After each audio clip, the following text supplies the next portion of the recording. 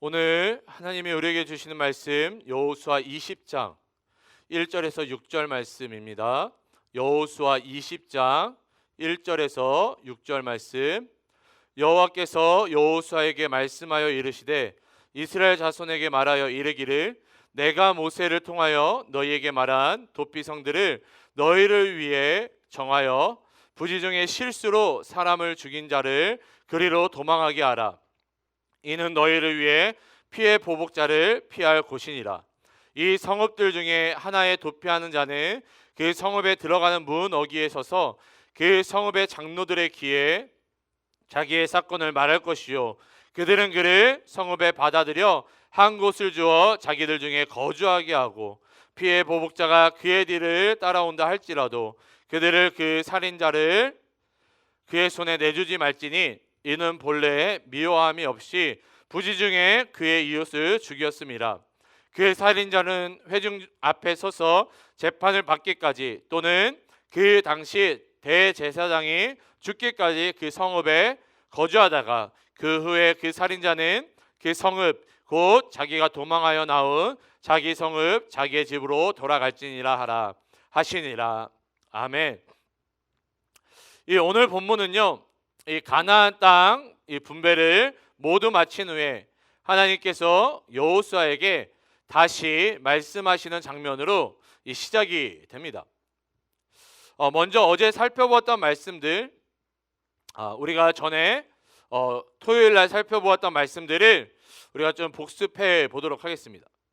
이 시므온 지파는 이 유다 지파가 분배받은 땅 중에서 그들의 분깃을 받게 됩니다. 시므온 지파가 유대 지파가 분배받은 땅 중에서 이 분깃을 받게 된 이유가 무엇입니까? 이 시므온 지파가 한 지파로서 온전히 역할을 할 수 없었기 때문입니다. 그럼 왜 시므온 지파는 한 지파로서의 역할을 하지 못하게 되었나요? 이 하나님께 여러 가지 죄, 무엇보다도 우상 숭배하는 이 범죄를 저질렀기 때문입니다. 시므온 지파는 이 세 번째로 인구가 많은 지파였지만 이 우상 숭배로 인해 이 하나님의 심판을 받음으로 말미암아 거의 3분의 2가 줄어들어서 이 인구가 가장 작은 지파가 되었던 것이죠. 그래서 그들은 이 분배받을 땅도 이 자신의 힘으로 점령할 수 없었던 것입니다. 하지만 이 친형제 간이었던 이 유다 지파와 이 시므온 유다 지파가 이 시므온 지파를 품어 줍니다. 이 유다 지파는 이 하나님의 은혜로 말미암아 많은 땅을 분깃으로 받았습니다. 이 유다 지파는 이 분깃으로 받은 땅 중에서 이 형제인 이 시므온 지파를 위해 이 땅을 내놓았던 것이죠. 하나님께서 나에게 많은 것들을 주신 이유는 나누기 위해서, 섬기기 위해서 우리가 주신 것임을 살펴보았습니다. 계속해서 이 마지막으로 분깃을 받는 이 여호수아를 살펴보았습니다. 이 여호수아는 이 가나안 점령에 있어서 이 가장 중요한 인물입니다. 그럼에도 불구하고 이 가나안 땅을 기업으로 받을 때 가장 먼저 가장 좋은 땅을 받은 것이 아니라 가장 나중에 그것도 하나님께서 명령하신 지역만 분배받았습니다. 여호수아는 하나님께 받은 사명을 온전히 완수한 사람이었습니다. 그러나 그는 자신을 높이고 드러내지 않았다라는 것이죠. 하나님 앞에 착하고 충성된 자의 이 모습으로 끝까지 변하지 않고 서 있었던 것입니다. 때때로 우리는 스스로 높아지려 합니다. 하나님의 사역을 감당하고 그 가운데 열매가 있고 영향력이 생기면은 이 자기 자신을 드러내고자 한다는 것이죠. 하지만 여호수아는 이 하나님 앞에 겸손함으로 끝까지 이 사명자로서의 모습을 지켰다는 것입니다. 우리 또한 여호수아처럼 하나님께 사명을 받은 자가 되어야 합니다. 그리고 그 사명을 완성해 나갈 때 나를 드러내고 나를 높이는 것이 아니라 이 오직 하나님의 나라와 영광만을 드러내야 하는 것입니다. 이것들을 기억하시면서 오늘 본문 말씀을 좀 살펴보도록 하겠습니다. 오늘 본문 1절 2절을 살펴보면 여호와께서 여호수아에게 말씀하여 이르시되 이스라엘 자손에게 말하여 이르기를 내가 모세를 통하여 너희에게 말한 도피성들을 너희를 위해 정하여 기록하고 있습니다. 이 모든 땅의 분배가 마치자 하나님께서는 여호수아에게 이 도피성을 지정하라 말씀하고 있는 것입니다. 하나님께서는 이 가나안을 점령하게 되면 이 도피성을 지정하여 세우라고 이 모세 때부터 이 민수기와 이 신명기 말씀을 통해 이 말씀 명령하셨습니다. 왜 하나님께서는 이 도피성을 지정하고 세우라고 명령하셨을까요? 그 이유가 이 3절에 나타나 있는데요. 부지 중에 실수로 사람을 죽인 자를 그리로 도망하게 하라. 이는 너희를 위해 피해 보복자를 피할 곳이니라. 여러분, 우리가 세상을 살다 보면 의도치 않게 실수를 할 때가 있습니다. 또한 의도치 않게 이 살인을 할 때도 있다라는 것이죠. 이것을 우리가 법적 용어로 이 과실치사라고 합니다. 이 과실치사는 의도성이나 계획 없이 이 부지 중에 이 과실로 인하여 이 상대방을 사망에 이르게 하는 이 죄를 말하는 것이죠. 예를 들어서요, 어떤 사람이 장작을 패기 위해 이 도끼로 장작을 내리쳤는데 이 도끼날이 손잡이에서 분리되어 가지고 날아가서 다른 사람을 죽였다고 합시다. 이것은 의도를 가지고 살인한 것은 아니지만 평소에 이 도끼를 잘 관리 손질하지 못한 이 책임은 있다라는 것이죠. 이 마찬가지로 이스라엘 백성들이 이 가나안을 점령하고 모든 땅 분배를 마쳤다고 해서 이 사건 사고가 일어나지 않는 이 태평천하가 찾아오는 것은 아닙니다. 그들은 이 가나안이라는 땅에서 삶을 살아내야 하는 것이죠. 그런데 인생을 살다 보면 의도치 않은 상황들이 발생하게 된다는 것입니다. 그런데 오늘 본문 3절에 살펴보면 이에 피해 보복자라는 단어가 등장합니다. 이것을 히브리어 원문으로 살펴보면 고엘이라는 단어를 썼습니다. 혹시 이 고엘이 무엇을 뜻하는지 아시나요? 이 고엘이라는 단어를 풀어 쓴 것이 이 룻기에 나오는데요. 이 룻기에서는 기업 물을 자라고 쓰여져 있습니다. 다시 말해 이 기업 물을 자는 어느 한 사람의 대가 끊어지지 않도록 대를 계속해서 이어주는 책임도 있지만 억울하게 죽은 가족들과 이 친척들을 위해 이 복수를 해야 한다는 것입니다. 그런데 이 부분을 이 당시의 이 상황 배경, 이 당시의 이 상황과 이 배경의 지식 없이 읽으면은 오해하기가 쉽습니다. 이 당시에는 받은 만큼 돌려주는 것이 정당한 거였습니다. 눈에는 눈, 이에는 이가 정당했던 것입니다.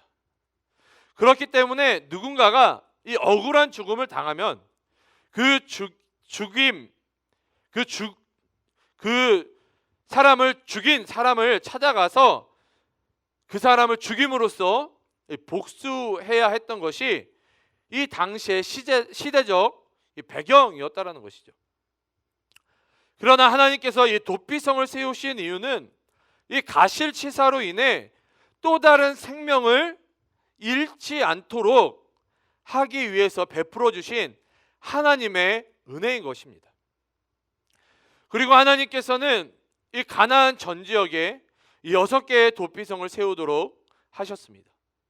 이 도피성의 위치를 살펴보면 이 어느 곳에서 사고가 나더라도 하루 만에 도착할 수 있는 위치에 있었습니다. 그리고 유대 전승에 따르면 이 도피성으로 향하는 길목 요소에 이 도피성이라는 팻말이 세워져 있었다고 합니다. 다시 말해 이 표지판 같은 것들이 세워져 있었던 것이죠. 이곳으로 가면 도피성입니다라는 표지말이 세워져 있었다고 합니다. 또한 이 도피성 방향으로는 곱고 넓은 길이 항상 정비되어 있었으며 이 요단강 양편으로 각각 3군데씩 이 성정된 이 도피성은 각 성읍 사이의 거리가 거의 균형을 이룰 정도로 이 동일한 거리에 있었다는 것입니다. 이처럼 하나님께서는 한 생명을 귀중히 여기시는 분입니다. 그럼에도 불구하고 도피성으로 들어갈 수 있는 사람은 아무나 들어갈 수 있는 것이 아닙니다. 당연히 의도적으로 계획하여 이 살인한 사람은 도피성에 들어갈 수 없습니다. 그는 피해 보복자 손에 죽을 수밖에 없는 것이죠. 또한 아무리 가실치사자라고 하더라도 막무가내로 도피성에 들어갈 수 있는 것도 아닙니다. 이 4절을 살펴보면 그 성읍들 중에 하나에 도피하는 자는 그 성읍에 들어가서 문 어귀에 서서 그 성읍의 장로들의 귀에 자기의 사건을 말할 것이요 그들은 그를 성읍에 받아들여 한 곳을 주어 자기들 중에 거주하게 하고 말씀하고 있습니다.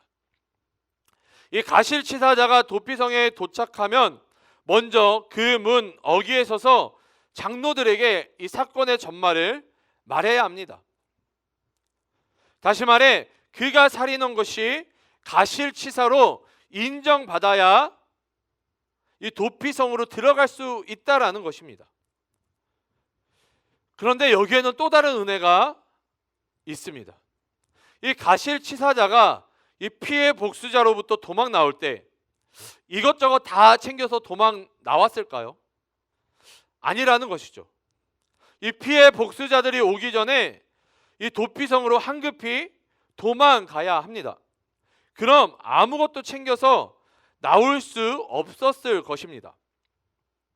이 다행히 도피성에 도착했지만 아무것도 없었기에 먹고 사는 길이 막막했을 것입니다.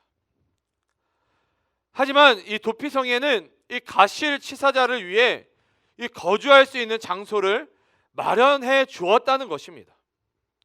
이 계속해서 5절을 살펴보면 피해 보복자가 그의 뒤를 따라온다 할지라도 그들은 그 살인자를 그의 손에 내주지 말지니 이는 본래 미워함이 없이 부지 중에 그의 이웃을 죽였음이라 기록하고 있습니다.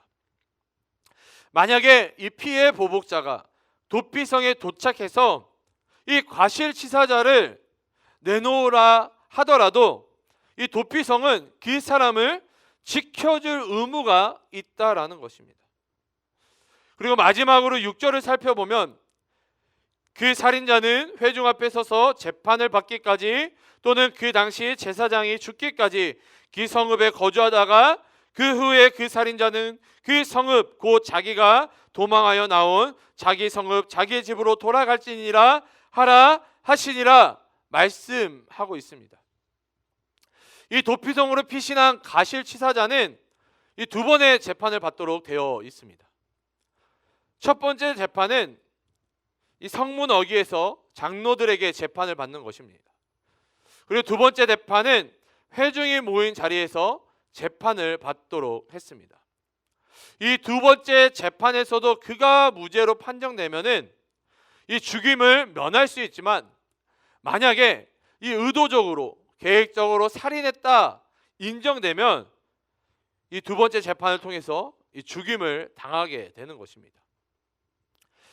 아무튼 이 가실치사자가 무죄를 선고받으면 그 도피성에서 거주하다가 대제사장이 죽은 후에 이 도피성을 떠나 자기 집으로 돌아갈 수 있었습니다.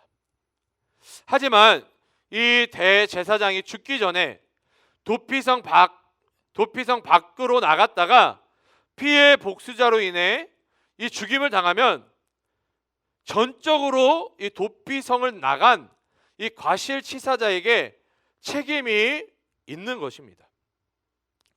다시 말해서 이 대제사장이 죽을 때까지 과실치사자는 이 도피성을 떠나면 안 되는 것이죠.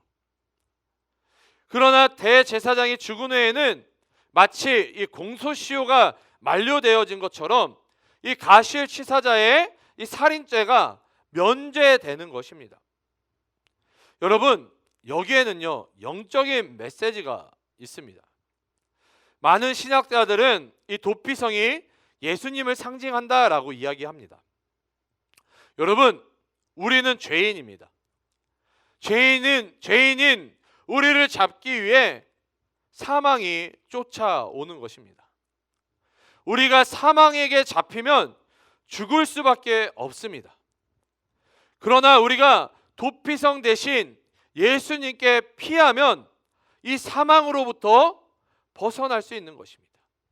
우리가 도피성 대신 예수님 안에 거한다면 이 도피성 대신 예수님께서 우리를 끝까지 지켜주실 것입니다.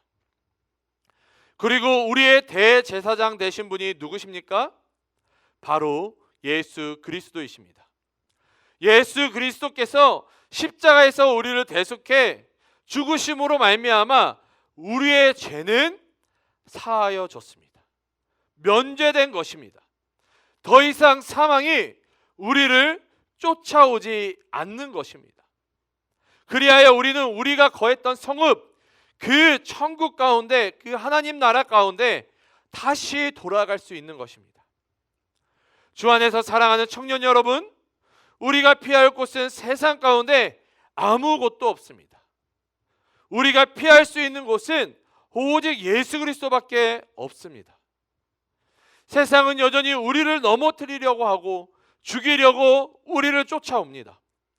하지만 우리가 예수 그리스도 안에 거할 때 예수님께서 우리를 세상으로부터 보호해 주신다는 것을 믿음으로 고백하시기를 바랍니다.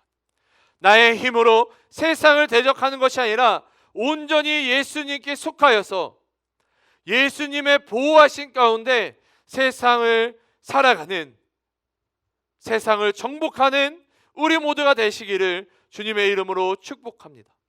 세상이 아무리 좋아 보여도 예수님을 떠나서는 안 되는 것입니다. 예수님을 떠나는 순간 우리에게는 죽음이 찾아오는 것입니다. 오늘 하루도 온전히 예수님을 붙잡고 예수님 안에 거하는 우리 모두가 되시기를 주님의 이름으로 축복합니다.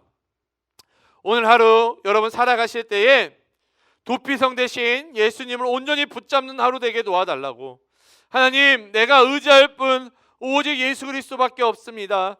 온전히 주님을 붙잡으며 나아갈 때에 오늘 하루도 승리하는 삶을 살게 도와달라고, 또한 예수님을 붙잡음을 말미암아 우리의 영원한 성읍인 그 하나님 나라, 그 천국에 우리가 다시 돌아갈 것들을 우리가 소원하며 오늘 하루 살아갈 수 있게 도와달라고 그렇게 기도하며 나아가시기를 주님의 이름으로 축복합니다. 기도하시겠습니다. 사랑과 은혜가 충만하신 주님, 너무나도 감사드립니다.